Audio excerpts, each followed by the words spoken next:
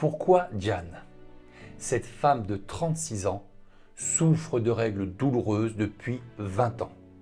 Tu comprendras pourquoi cela est arrivé et surtout comment cela est parti en regardant cette vidéo.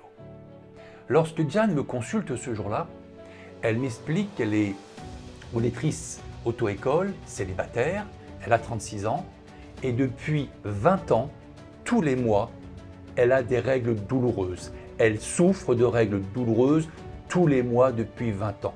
20 ans, c'est long. Elle me dit évidemment qu'elle a consulté au niveau gynécologique, médical et que malheureusement, il n'y a rien qui fasse effet pour l'instant, suffisamment. Donc, elle me consulte pour cette raison-là et lorsque je parle un petit peu avec elle, je lui demande si elle comprend pourquoi elle doit avoir mal lorsqu'elle a ses règles. Je te rappelle que toutes les femmes n'ont pas mal lorsqu'elles ont leurs règles. Certaines oui, d'autres jamais. C'est pas systématique et c'est très personnel. Elle me dit qu'elle ne comprend pas pourquoi il y a ces douleurs depuis 20 ans et je lui explique que nous allons d'abord tester le corps et on va voir sur quoi on tombe. Donc, elle pense d'abord à une chose agréable, positive. Je teste son corps, pas de stress, c'est géré. On prend un référentiel équilibré. Et puis, les yeux fermés, allongés sur la table de massage, je lui demande de penser que là, tout de suite, elle est dans son cycle menstruel, elle a ses règles et qu'elle a ses douleurs. Donc je lui demande de se penser, de s'imaginer ayant mal dans son corps, comme si tout de suite elle avait ses règles douloureuses. Lorsqu'elle pense à ça, moi je teste son corps pour voir s'il y a un stress géré ou non géré par rapport à cette thématique. J'ai un stress non géré, un plomb qui saute sur le système énergétique et nous mettons cette information en mémoire. Nous ouvrons le dossier règles douloureuses. Je lui demande comment elle se sent. Elle me dit qu'elle commence à avoir une petite douleur au niveau des ovaires, au niveau du ventre. Il y a quelque chose qui réagit un petit peu. Donc, très intéressant. Je lui dis que nous allons tester d'abord le système énergétique pour voir où est le déséquilibre. Et lorsque je teste son système énergétique, c'est le centre énergétique du nombril qui est associé à cette difficulté. Le nombril, je te rappelle, est la mémoire, la trace du cordon ombilical qui relie le bébé et la maman durant une grossesse. Donc, je lui explique que quand ce centre énergétique est en déséquilibre, il est souvent une thématique de grossesse, de maternité ou de relation mère-enfant. Ça peut être elle par rapport à sa propre maman, sa propre grossesse, naissance, sa maman, ou par rapport à ses enfants. Elle me précise qu'elle est toujours célibataire à 36 ans, qu'elle n'a pas d'enfants. Donc ça ne peut pas être ses enfants. D'accord. Ensuite, je vais tester la charge émotionnelle, je vais tester le tableau d'émotions et je vais tomber sur le mot remords. Je lui dis que hors d'un cadre médicalisé, lorsqu'on teste son historique, son vécu, c'est la notion de remords qui est associée à cette notion de douleur lorsqu'elle a ses règles. Je te précise la différence entre le regret et le remords. Le regret, c'est j'ai pas fait quelque chose, j'aurais dû le faire parce qu'avec le recul, ça aurait été positif. Je devais acheter une super voiture, j'avais l'argent, j'avais un modèle précis en tête, et il y avait une super occasion, elle était 5 000 € moins chère, toute option, c'est exactement ce que je voulais, et j'ai été trop lent, et je l'ai loupé, elle était vendue. Je regrette de ne pas l'avoir acheté plus tôt, parce que c'est ce que je voulais. Le remords, c'est j'ai fait quelque chose, ou j'ai dit quelque chose, et avec le recul, les conséquences, je regrette de l'avoir fait. Et donc, on n'est pas sur la même thématique. Là, c'est le remords, la notion de regretter d'avoir fait quelque chose qu'on n'a pas géré. Ok. Ensuite, je teste les 3 étages du cerveau.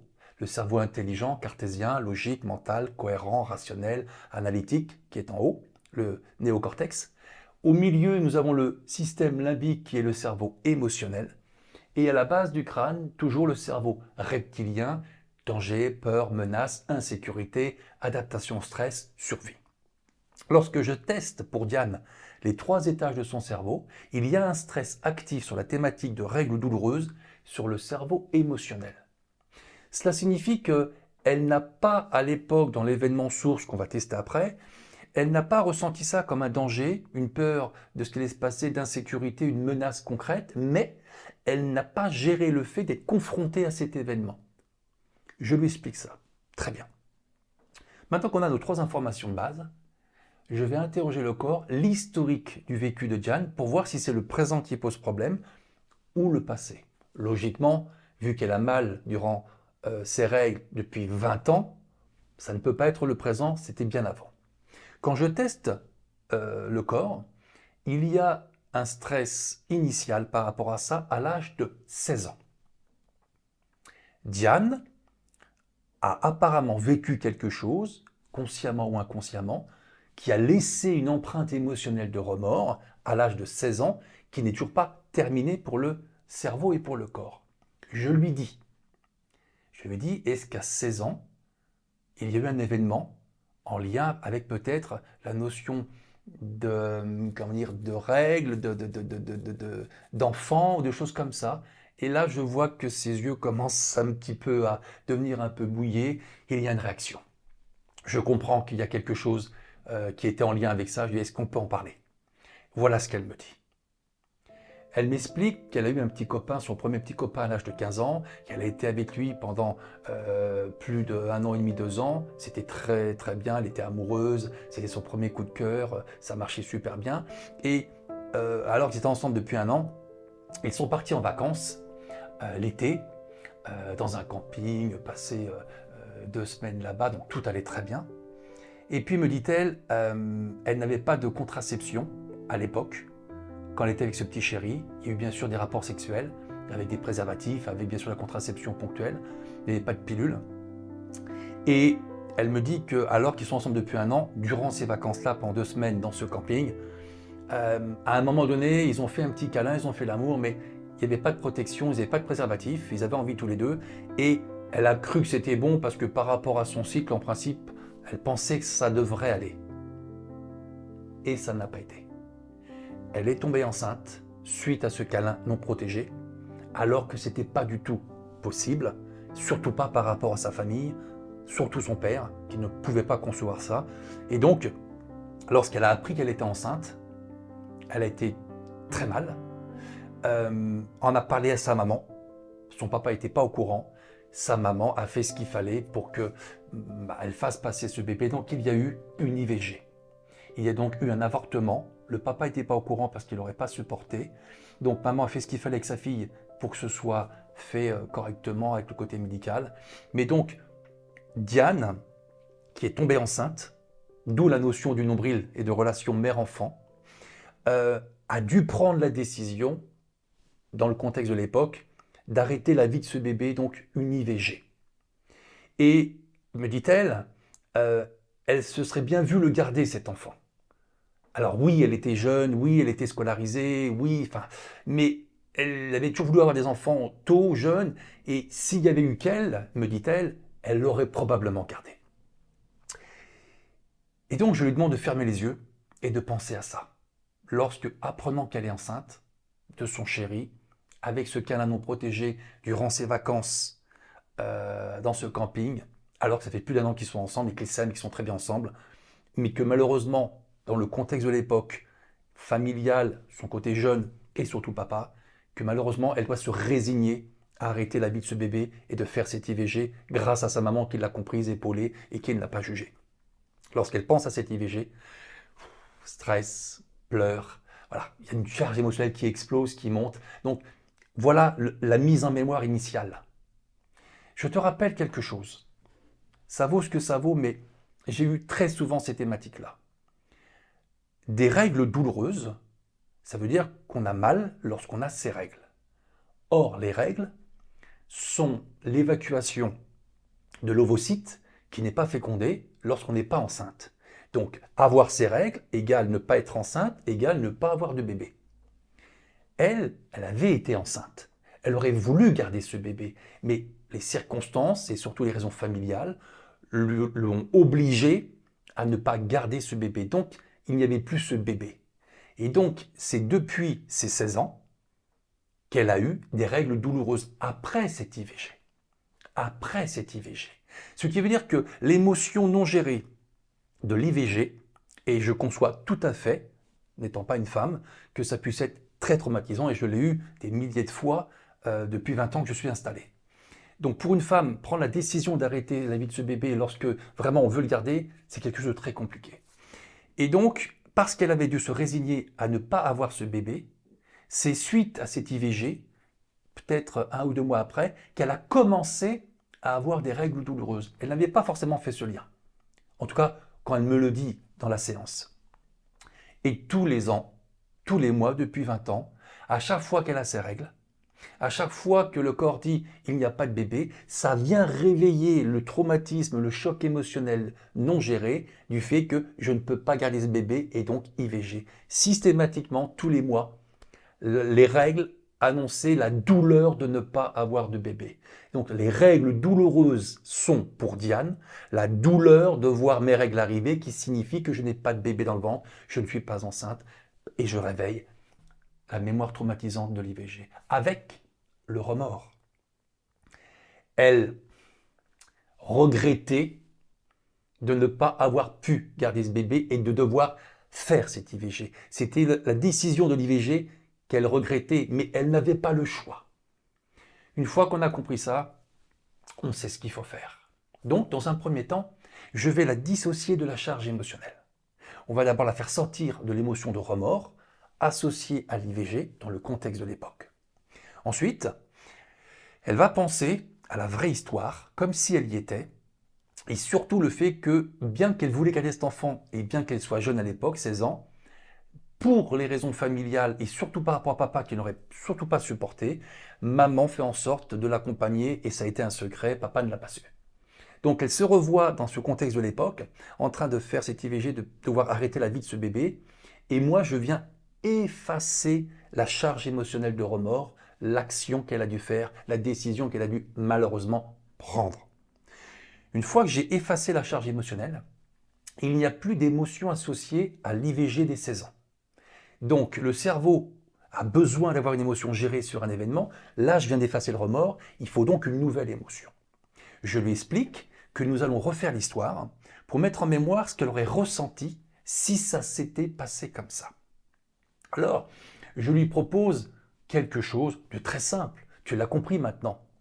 Quand on refait une émotion différente, parce que le cerveau ne fait pas la différence entre la réalité, l'imagination, le symbolique et le virtuel, nous devons changer les paramètres du scénario pour que l'émotion ressentie ne soit pas la même. Donc j'ai fait un truc très simple. Encore une fois, c'est très logique, mais je lui ai demandé de fermer les yeux. Voilà ce qu'a pensé Diane. Elle imagine qu'elle est avec son chéri depuis plus d'1 an, elle est très heureuse, amoureuse, ils font des câlins de temps en temps, mais sa maman, ayant su qu'elle avait un petit chéri, l'a amené chez le médecin et le gynéco à 15 ans pour avoir une contraception, une pilule. Donc la différence, c'est qu'elle avait une contraception depuis ses 15 ans et que lorsqu'elle va dans ce camping avec son chéri pendant 2 mois en été, ils font l'amour, ils font un petit câlin, comme d'habitude, mais il n'y a pas de problème de contraception puisqu'elle était avec une contraception régulière depuis le début. Donc elle ne tombe pas enceinte. Détail simple, elle ne tombe pas enceinte, elle s'imagine au retour de ses vacances avec son chéri pendant 2 semaines, avoir passé un super moment, avoir fait l'amour avec lui normalement, très bien, et revenir de ses vacances sans avoir été enceinte parce qu'elle avait une contraception. Lorsque Diane ferme les yeux et pense à ça, elle se sent calme, elle se sent bien, elle se sent tranquille, elle se sent en sécurité. Et moi, je viens prendre cette émotion qui a été créée et je viens la mettre dans le dossier de l'IVG où on a enlevé l'émotion du remords. Donc, son cerveau ne peut plus trouver à ce moment-là, dans l'historique émotionnel, cette émotion de remords associée à cette décision nécessaire de faire cette IVG et de ne plus avoir de bébé. Une fois qu'on a fait ça, le dossier est mis à jour. Je te rappelle que ça prend 1 heure. Une fois que c'est fait, elle s'assied sur le bord de la table et on va retester exactement les mêmes choses. Encore une fois, très fatiguée, détendue, vraiment parce qu'il y a un contre-coup positif et il y a un relâchement du système nerveux, musculaire, le stress s'arrête. Lorsqu'elle repense à la chose agréable, positive du début, moi je reteste le corps, tout va très bien, normal. Ensuite, je lui demande de repenser à ce qui s'est passé à ses 16 ans avec son chéri parce qu'il n'y avait pas de contraception régulière et bien que depuis un an, elle avait des rapports sexuels protégés avec des préservatifs, mais parce que dans ce séjour de vacances, ces 2 semaines dans ce camping, à un moment donné, ils n'ont plus de préservatifs et que sous l'effet du désir, de l'envie, pensant que c'était bon, ils ont eu ce petit câlin non protégé, elle imagine qu'elle soit tombée enceinte et qu'elle aurait bien voulu garder. Ce n'était pas possible pour la famille. Maman était très compréhensive, ne l'a pas dit à papa qui n'aurait pas supporté. Et malheureusement, elle a été dans l'obligation de prendre cette décision et de faire cet IVG, cet avortement. Et lorsqu'elle repense exactement à ça, il n'y a plus ce stress qui monte. Elle n'a plus les douleurs au niveau des ovaires, le ventre qui commence à faire un petit peu mal. Et moi, lorsque je teste, c'est géré absolument par son cerveau émotionnel et le centre énergétique du nombril reste équilibré. Parfait. Nous avons donc fait bye bye trauma et ce qui était un traumatisme toujours non géré 20 ans après devient un souvenir qui peut enfin être archivé. Super.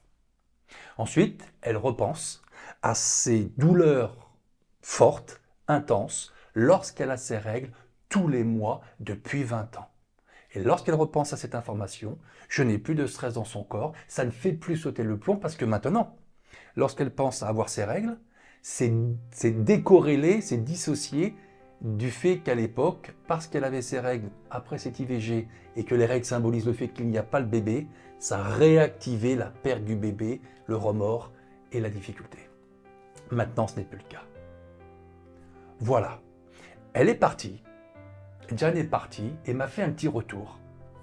1 ou 2 mois plus tard, elle a laissé passer 1 ou 2 cycles et elle m'a dit qu'il n'y avait plus ces douleurs au niveau des règles. Elle a des règles, elle n'avait plus ces douleurs. Petite précision. Elle est célibataire. Elle aimerait avoir un enfant. Elle n'a pas trouvé le partenaire depuis. Elle a 36 ans. Et donc, le temps passe. Elle voudrait avoir une famille, avoir des enfants. Et donc, parce qu'elle n'a pas un chéri avec qui faire ce bébé, parce qu'elle n'est pas encore en couple à 36 ans, quand à chaque fois qu'elle a ses règles, elle constate qu'elle n'est pas enceinte, ça réveille la souffrance de ne pas avoir de bébé qui était l'IVG, mais surtout, il y a le stress de ne pas avoir de bébé maintenant et de ne pas encore avoir quelqu'un avec qui faire un bébé. Donc, il y avait ces 2 tableaux qui étaient un petit peu en train de s'entremêler. Elle n'a plus ces douleurs de règles parce qu'on avait libéré la mémoire traumatique de cette IVG. C'est un classique. J'ai eu énormément de femmes et de jeunes femmes depuis 20 ans que je suis installé en cabinet avec ces difficultés. Et peut-être que ça te parle toi aussi. Donc, je ne dis pas que toutes les femmes qui ont des règles douloureuses, c'est la conséquence d'IVG. Mais dans toutes celles que j'ai reçues moi, à chaque fois, il y avait un événement soit qui était IVG, fausse couche non gérée, IMG pour des raisons médicales, trisomie et autres. Et bien sûr, attouchement sexuel, viol, inceste qui sont aussi certaines choses. Mais très souvent, c'est la perte d'un bébé parce que les règles annoncent qu'il n'y a pas de bébé durant le cycle. Voilà, je te laisse partager cette vidéo à qui pourrait en avoir le bénéfice. Je te dis à bientôt pour de nouvelles histoires encore passionnantes sur d'autres thématiques. Et je te rappelle, la nature a raison. Le corps a tout mémorisé depuis ta conception jusqu'au présent. Il connaît chaque seconde de ta vie. Le cerveau a tout mémorisé, le corps connaît la solution, il dit la vérité et nous pouvons transformer les traumatismes et les chocs émotionnels en souvenirs gérés et retrouver la sérénité. À bientôt, merci. Au revoir.